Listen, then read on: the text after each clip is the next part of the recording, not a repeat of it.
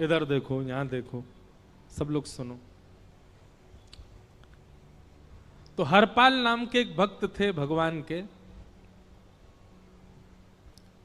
खूब भजन करते थे, खूब साधना करते थे, नाम जप करते थे, कथा सुनते थे, लेकिन वो ब्याह नहीं कर रहे थे। क्यों? उनकी इच्छा थी कि जैसा मैं भजन करता हूं, जैसी मेरी भक्ति है, जैसा मेरा भाव ठाकुर जी के प्रति है, ऐसी कन्या मिले तो मैं ब्याह करूंगा, नहीं तो जीवन भर ऐसे ही रहूंगा। तभी उनके किसी रिश्तेदार ने आकर के बताया, बोले तेरे लायक कन्या मिल गई मुझको। तो हरपाल जी बोले, क्या क्या गुण है उस कन्या का? बोले उस कन्या ने शर्त रखी है, मैं उसी से ब्याह करूंगी जो रोज 1000 संतों को प्रसाद पवाता हो। हरपाल जी बोले, अब तो मुहूर्त भी नहीं निकलवाना, कल ही ब्याह करवा दो मेरा। ऐसी कन्या से तो मैं बिना मुहूर्त के ब्याह करूं। मुहूर्त उसके संग देखा जाता है जिसके संग यह संकोच हो या फिर यह दुविधा हो कि पता नहीं जीवन कैसा चलेगा, इससे तो मुझे भरोसा है बढ़िया जाएगा मेरा जीवन, इसी से ब्याह करा दो। कन्या ने शर्त रखी, हरपाल जी हम आपसे ब्याह तो कर रहे हैं पर हमारी शर्त मंजूर है ना, रोज 1000 संतों को प्रसाद पवाना पड़ेगा। बोला मैं निश्चित करूंगा, आप ब्याह कर लो। और ब्याह हो गया। हरपाल जी रोज 1000 महात्माओं को प्रसाद पवाते।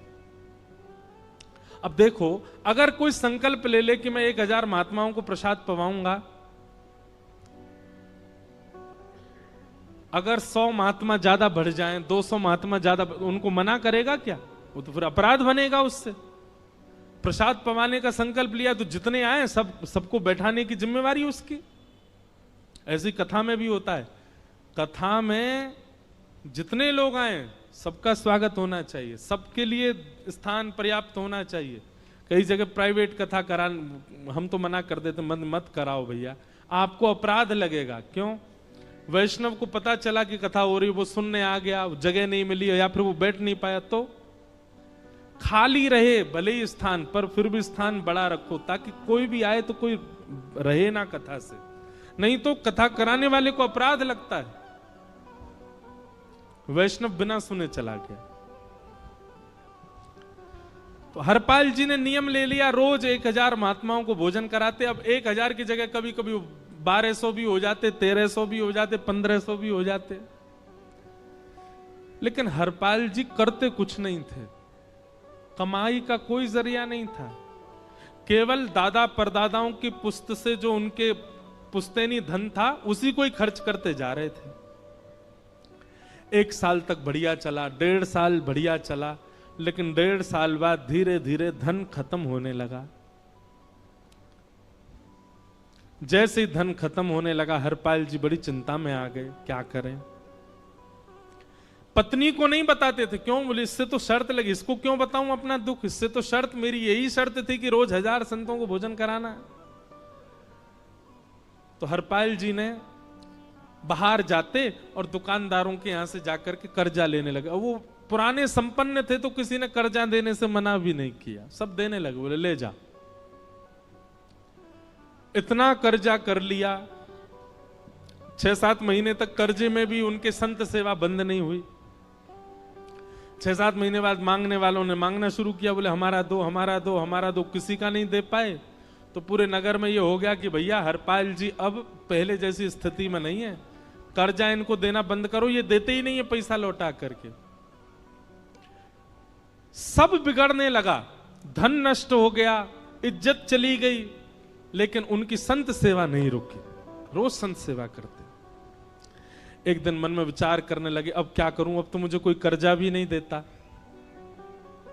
गहने भी सारे बिक गए, धन भी सारा खत्म हो गया। तो हरपाल जी ने मन बनाया कि मैं चोरी करूंगा, और चोरी करके ठाकुर जी, आप लोग मत करना ऐसा, चोरी करूंगा।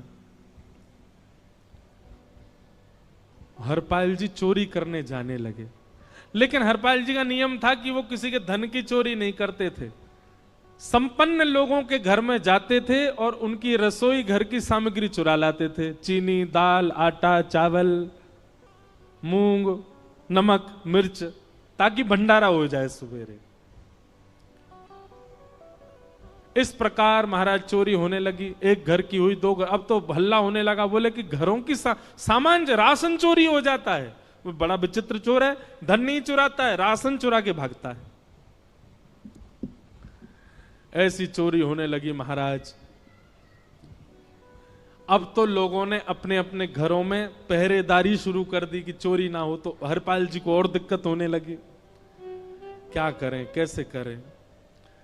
धीरे धीरे हरपाल जी इस स्थिति में आ गए कि अब संपन्न लोगों के यहां उन लोगों को ढूंढते जो ना कभी संत सेवा करते ना वैष्णव सेवा करते, और उन लोगों के यहां जाकर के थोड़ा बहुत धन चुरा लेते, स्वर्ण चुरा लेते। करना कुछ नहीं, अपना घर नहीं बनाते थे, बसाते थे, संत सेवा करते थे। ठाकुर जी रीझ गए हरपाल से। ठाकुर जी बोले, देखो ये सब चोरी कर करके और मेरे संतों को पवारा है। ठाकुर जी बोले, इस पर अनुग्रह करने जाना है। भगवान सिंहासन से उठ करके तैयार होने के लिए गए, और बढ़िया महाराज नकली सी मूछ लगा करके, ऊपर सिर पर पाग पहन करके, और थोड़ा पेट सा बाहर निकाल के, गले में खूब सारी जंजीर डाल के, हाथों की हर उंगली में अंगूठी पहन करके, सोने की जूतियां डाल करके, कौंधनी सोने की पहन करके, और एक बैंत समझते, वृद्ध लोग लेकर के चलते, बैंत, सोने का मड़ा हुआ बैंत लेकर के ठाकुर जी तैयार हो गए, एक सेठ जी बन गए। लक्ष्मी भैया ने पूछा, भगवान बड़ा सुंदर स्वरूप धारण किया, कहां जा रहे हो? बोले, अपने एक भक्त से मिलने जा रहे हैं। रुक्मणी जी बोली, मैं भी चलूंगी। भगवान बोले, तुम मत चलो, तुम उसको पहचान नहीं पाओगे, तुमसे अपराध बनी जाएगा। बोले, नहीं नहीं, भक्त दर्शन करने मैं तो जाऊंगी। भगवान बोले, जल्दी तैयार हो जाओ। सब लोग इधर देखो, वहां से कोई सामग्री आ रही है, कथा यहां हो रही है, इधर देखो, और फिर हम आंख बंद कर लेंगे, चाहे आप कहीं देखो। आंख खुली है तो हमको ही देखो। रुक्मणी जी एक सेठानी बन गई, ठाकुर जी सेठ जी बन गए, और दोनों ने मन में विचार किया कि हरपाल जी को दर्शन देना है। और यहां हरपाल जी की स्थिति क्या थी? अब संत सेवा के लिए कहीं से भी धन नहीं मिल रहा था।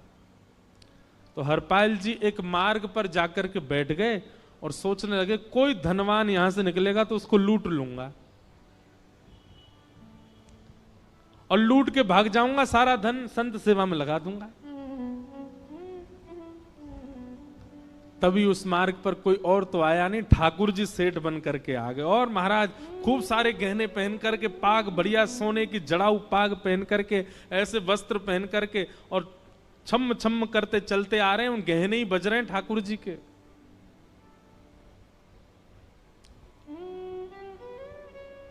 हरपाल जी ने जैसे नेत्र खोल करके देखा, ठाकुर जी के रूप यौवन और सबरी उनके श्रृंगार को देख करके हरपाल जी बोले, ये तो एक आध साल के भंडारे की व्यवस्था आ रही है सामने से। इतने में ही सेठानी जी, रुक्मणी जी भी आई। उनको ओहो, ये तो कम से कम 5-10 साल की व्यवस्था आ रही है। अगर ये दोनों लूट लिए जाएं तो 10 साल चोरी नहीं करनी पड़ेगी। देखो कितना धन संपन्न। हरपाल जी के बगल में जैसे ही ठाकुर जी पहुंचे, हरपाल जी बोले, भैया जय श्री कृष्ण, प्रणाम। ठाकुर जी तो नाराज हो गए, क्या भगवान का नाम बोलता है सुबह सुबह? तुम सब लोग बड़े पाखंडी हो, ढोंगी हो, और हमने सुना इस गांव में एक रहता है, वो चोरी डकैती करता है, और फिर कहते हैं संत सेवा करता है। ऐसी काय बात की चोरी भैया? करता तो चोरी है, भली उससे भली संत सेवा करता हो। नाम उसका हरपाल है, हम सब जानते हैं। भगवान का नाम मत लो हमारे सामने। हरपाल जी समझ गए, वो तो बिल्कुल भगवत विमुख है, इसकी तो एक अंगूठी भी नहीं छोड़नी मुझको, इसका तो सब लेके जाऊंगा। अगर ये बदले में जय श्री कृष्णा बोलता तो एक आध गहना छोड़ देता है इसका में, पर ये तो इतना बिखर रहा है भगवान का नाम सुन के, इसका कुछ नहीं छोड़ूंगा, सब ले जाऊंगा।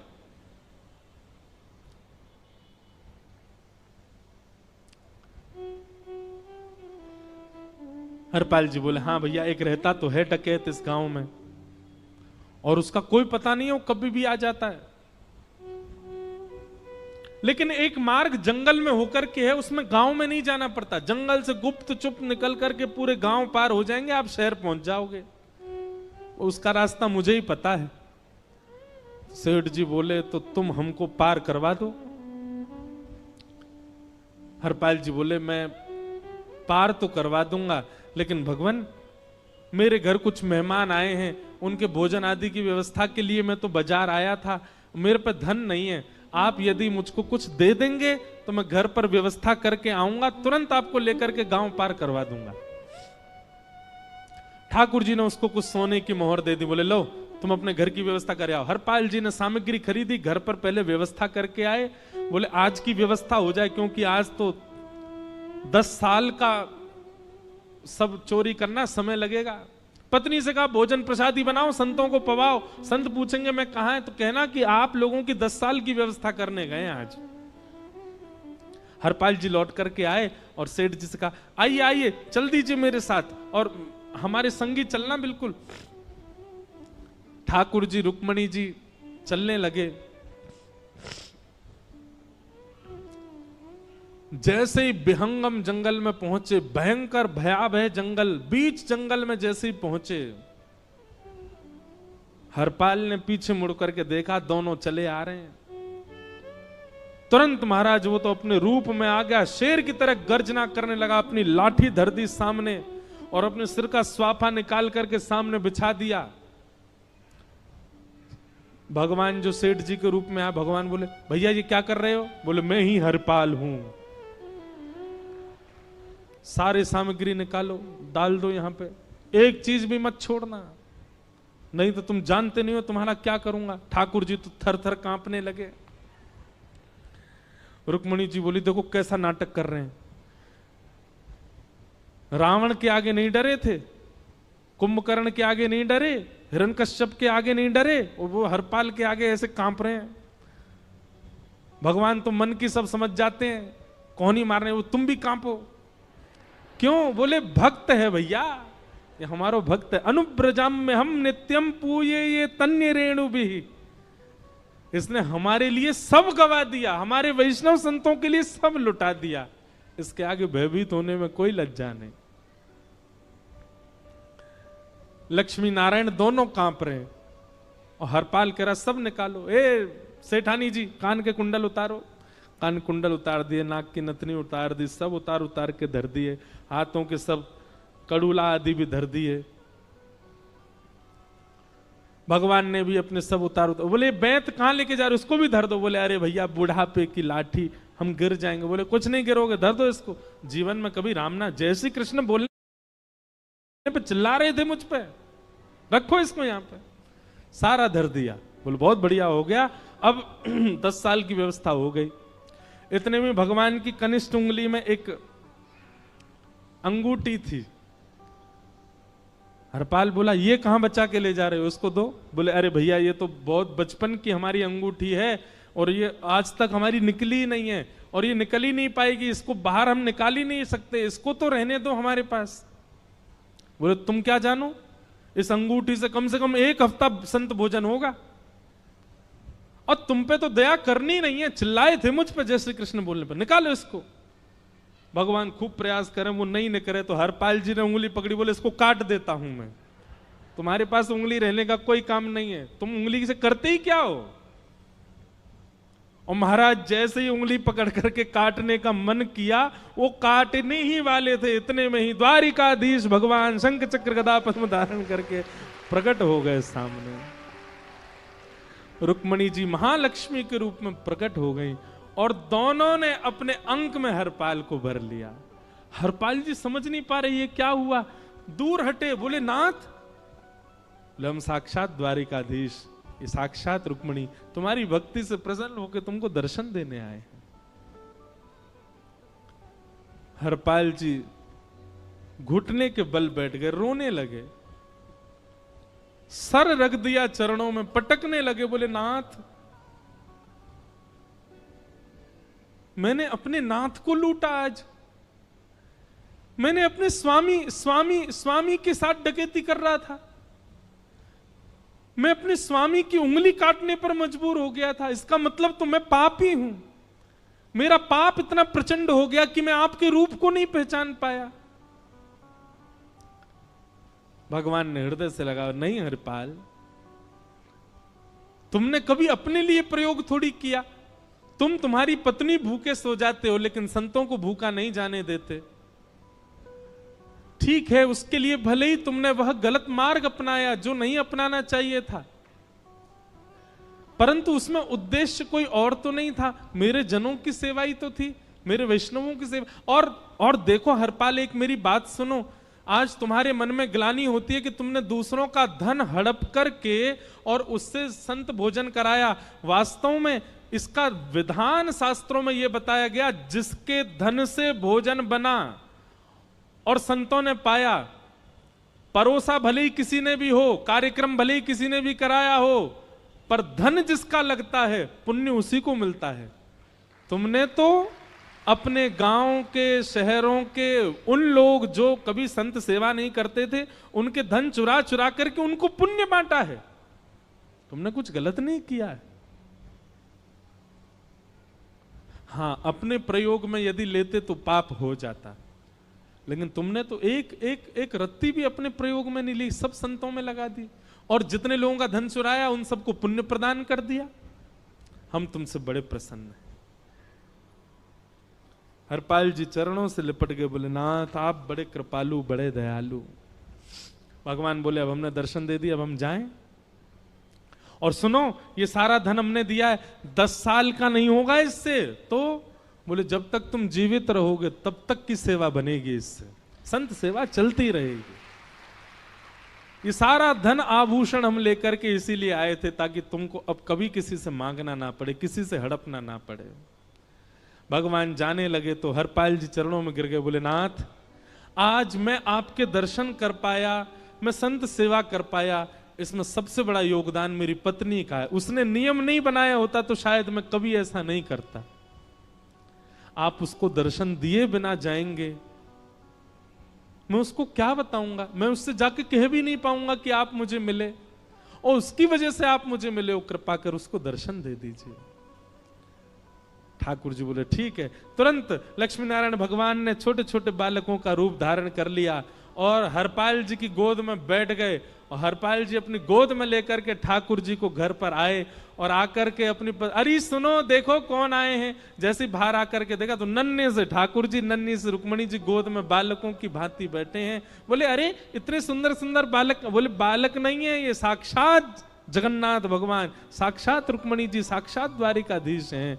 तुरंत ठाकुर जी अपने रूप में प्रकट हो गए और दोनों दंपति को दर्शन दे करके भगवान वहां से प्रस्थान कर गए। बोलो भक्त वत्सल भगवान। तो एक भक्त जीवन संगी का प्राप्त होना भगवत दर्शन तक ले जा सकता है आपको। अब जिनके ब्याह हो चुके हैं उनसे तो अब हम कुछ कर नहीं सकते, पर जिनके नहीं हुए हैं संभल जाओ, सुधर जाओ, ठाकुर जी से प्रार्थना करो, और प्रार्थना करके केवल एक ही चीज मांगो, क्या हम गृहस्थी हैं नाथ, यह गृहस्थाश्रम है, हम इसमें आ चुके हैं, अब कृपा करके हमारे जीवन में जो भी आए वो आपका भक्त आए। लेकिन आपके अथक प्रार्थना करने पर भी ठाकुर जी ने यदि नहीं दिया तो भी चिंतित मत होइएगा। मीराबाई को भी नहीं मिले अनुकूल, करमेती बाई को भी नहीं मिले अनुकूल, सक्कू बाई को भी नहीं मिले अनुकूल पति,